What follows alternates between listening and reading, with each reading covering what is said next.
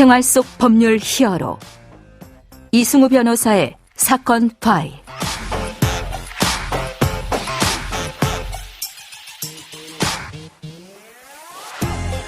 안녕하세요. 이승우 변호사입니다. 각종 사건 사고에서 여러분을 구해드리겠습니다.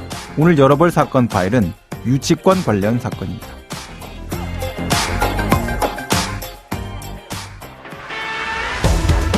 충북 청주에서 오피스텔 유치권을 두고 업체 사이에 물리적 충돌이 발생해 경찰이 수사하고 있습니다. 사건 파일 오늘 주제는 부동산과 관련해서 법적으로 큰 문제를 일으키는 유치권입니다. 자, 유치권은 로마라는 국가의 법에서 유래된 권리인데요. 독일, 일본을 통해서 우리나라 법에도 강력한 영향을 미치고 있습니다. 이 유치권의 내용에 대해서 박기태 변호사와 함께 알아보도록 하겠습니다. 안녕하세요, 변호사님. 예, 안녕하세요.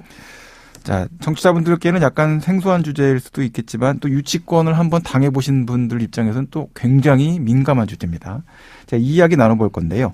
먼저 유치권이 뭔지 쉽게 좀 설명을 좀 해주시죠. 예, 간단하게 말씀드리면 받을 돈이 있는 사람이 네네. 그 물건을 가지고 있다면 그 물건을 돈을 못 받은 상태에서는 그 물건을 주지 않는 겁니다. 네네. 예를 들어서 뭐 그냥 동산으로 생각을 해보면요. 예. 내가 어떤 물건을 만들어달라 이런 부탁을 받았습니다. 네네. 그럼 돈을 다 받기 전에는 이 물건을 주지 않는 거예요. 어떻게 보면 너무 당연하지 않습니까?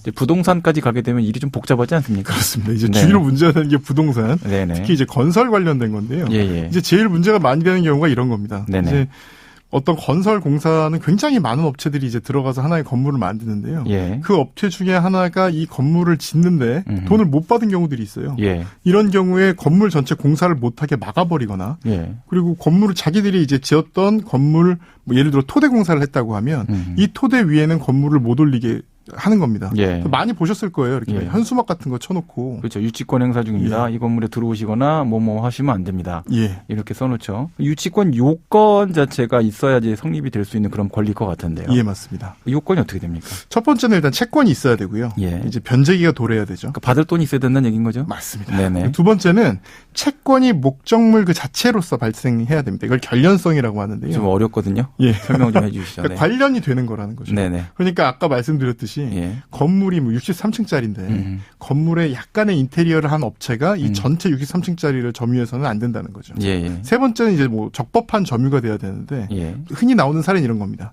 이미 공사가 끝나고 다 퇴장을 한 상태인데요. 예. 돈을 받겠다고 다시 이제 들어가는 겁니다. 근데 뭐 들어갈 수가 없을 거 아니에요. 네네. 막 문을 깨고 막 깡패들을 동원해서 들어가는 예. 그런 경우들이 이제 되면은 적법한 점유가 아니기 때문에 예. 유치권 행사가 어렵다는 거고요. 예. 뭐 네 번째는 타인의 물건이어야 됩니다. 자, 유치권과 관련돼서 어떤 이제 문제가 생길 수 있는지 좀 실제 사건을 통해서 좀 설명을 좀 해주시죠. 우리가 아는 유치권 사건의 태반은 네. 싸움입니다. 그러니까 지금 아까 말씀드렸듯이 점유를 하고 있어야 돼요. 예. 그러니까 공사 현장을 점유를 누가 하고 있을 때 유치권을 해결해 준다. 점거하고 있다는 뜻이죠? 예, 점거를 하고 네. 있어야 됩니다. 그러니까 점유를 하고 있어야 되는데 이 점거를 하고 있는 상황에서 누군가 들어가서 네. 여기 막 싸움으로 몸으로 밀어내는 거죠. 네네. 사실은 그렇기만 해도 유치권은 없어집니다. 아, 강제로 그 부딪혀도요? 예, 맞습니다. 그럼 형사적인 처벌 문제는 별도의 예, 문제고. 그건 별도의 문제지만 네네. 어쨌든 점유를 잃었기 때문에 유치권 행사는 불가능해집니다. 예. 그럼 사실 형사처벌을 감수하고도 할 만한 유인이 생기는 거죠. 아, 그렇군요. 사실 그 관련해 갖고 경제적인 이해관계가 크게 부딪힐 수 있는 그런 사안에서는 그런 폭력적인 점거 또는 점유 탈취 이런 문제들이 실제 생길 수가 있다. 의외로 흔하게 일어나고 있어요. 예. 또 이제 뭐 준공이 완료돼서 주민들이 거주하고 있는데 예. 유치권 행사자들이 엘리베이터 앞에 딱 앉아가지고 엘리베이터를 막 껐다 켰다 하고 막 페인트를 칠하고 사람들 앞에서 무섭게 하고 이런 사례들도 있습니다. 아니 그렇게 되면 이제 오피스텔 주인들 같은 경우에는 엄청나게 생활상의 피해를 입고 주거의 평온이 완전히 깨진 상태가 되는 맞습니다. 거 아닙니까? 재판부는 이런 사안에 대해서는 어떻게 판단을 하고 있습니까? 재판부 요걸 먼저 생각하셔야 되는 게 유치권은 이미 행사를 그냥 할 수 있는 거예요. 그렇죠. 그래서 유치권을 행사하려는 소송이 있는 게 아니라 예. 유치권이 없다는 걸 확인하는 소송만 있습니다. 그러니까 유치권을 쟤네가 행사하고 있는데 쟤네가 행사하고 있는 유치권이 요건을 못 갖추고 있으니까 네. 저거를 세상에 존재하지 않는 권리라고 확인해줘. 네, 이런 맞습니다. 소송이군요. 네네. 근데 이게 뭐 확인하는 소송이다 보니까 네네. 예를 들어서 유치권 행사자들이 뭐 100만 원을 받기를 주장을 하고 있다. 예. 근데 실제로 법원이 보니까 한 10,000원만 받으면 돼요. 그럴 경우에도 유치권은 그대로 인정이 되는 겁니다. 전체가. 그렇죠. 예. 그리고 유치권 행사를 해야 될 물건이 하나가 있으면 아까 말씀드렸듯이 10벌 중에 한 벌만 있다. 네네. 근데 10벌을 통으로 보느냐 예. 아니면 이게 다 별개의 물건으로 보느냐 어떻게 보면 약간 판단의 영역이거든요. 그래서 원래는 판례들은 이 경우에 뭐 건물 아까 말씀드렸던 건물 전체를 점거한다든가 예. 이런 경우들도 대부분 유치권을 할 이익이 있다.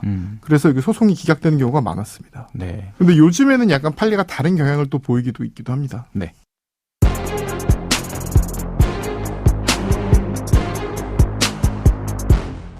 자, 유치권 관련된 이야기를 좀 구체적으로 아까 이제 들어가 보니까요. 조금 복잡해지는 그런 게 있는데 예. 정리를 하면서 좀 나가볼까요? 실제 현장에서 이제 유치권 관련해서 발생되는 문제들을 좀 하나씩 좀 짚어보죠. 예. 공사 현장에서 보면 이제 공사비 증액 요구하는 경우가 뭐 요즘에도 많지 않습니까? 건설 자재비 올라가고 이렇게 대부분이죠. 됐으니까 이렇게 됐을 때 이 유치권 행사를 하게 되면 어떤 문제가 발생이 될까요? 그러니까 원칙적으로는 이 경우는 원 계약 금액은 전체를 다 줬는데 예. 증액 요구를 하면서 유치권 행사를 한다. 원칙적으로는 이거는 채권이 없는 거기 때문에 예. 아직 발생하지 않은 거기 때문에 네네. 유치권 행사가 적법하지 않습니다. 이 경우는 이제 유치권 아까 말씀드렸던 소송에서 이길 수가 있는 경우인데요. 네네.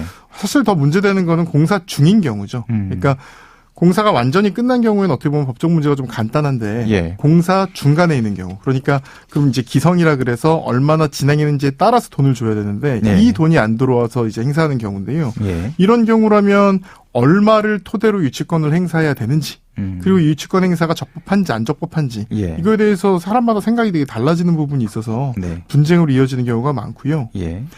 두 번째는 아까 말씀드렸듯이 이건 점유가 있어야 됩니다. 예. 일정 부분에 대한 점유가 아니라 전체에 대한 완전한 점유가 있어야 돼요. 전체에 대한 완전한 점유다. 그게 뭐 네. 어떤 특별한 의미가 있는 표현인가요? 이 의미가 있습니다. 어떤 예를 들어서 뭐 부분인가요? 인테리어 공사를 했는데 네네. 사람이 살고 있는 집에서 예. 본인들이 화장실을 점거하고 있다고 하더라도 이거는 전체에 대한 적법한 점유로 인정되지는 않습니다. 아, 실제 집주인이 실제 거기 인테리어 공사업자하고 같이 공사를 주면서 네. 거주하고 있기 때문에 점유를 제공해 준 적은 없다. 네. 이렇게 그래서- 볼 수도 있겠군요. 네. 네, 그러면 오늘 사건에 담긴 법적 포인트를 한 줄로 정리하고 다시 돌아오도록 하겠습니다.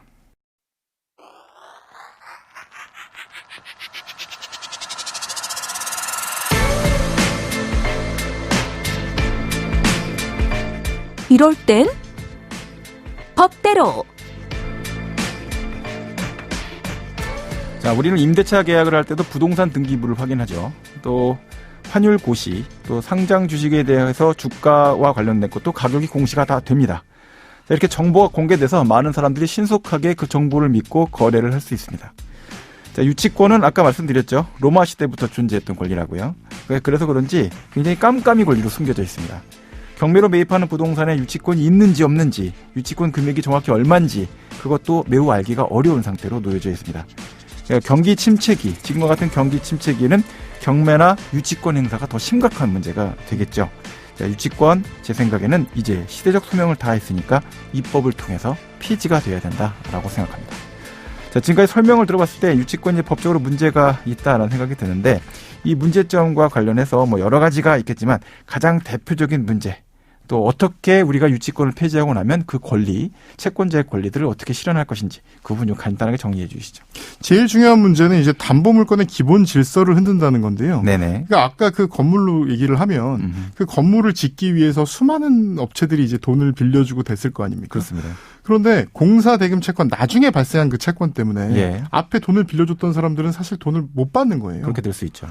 아예 가지고 있으니까 이 네네. 공사 대금을 다 내기 전에는 앞 사람은 오히려 돈을 못 받는 겁니다. 예. 이렇게 되면 누가 믿고 앞으로 어떤 일이 발생할지를 모르지 않습니까? 네네. 그럼 공사나 이런 데는 돈을 빌려주기가 되게 어려워지는 거고요. 예. 실질적으로 이 유치권의 존재 때문에 우리나라 이 공사 관련 대금의 이율도 좀 높아지고 예. 회수율도 낮아지고 예. 그래서 어떻게 보면 좀 경제적으로 많은 비효율이 발생하고 있는 부분이 있습니다. 네네.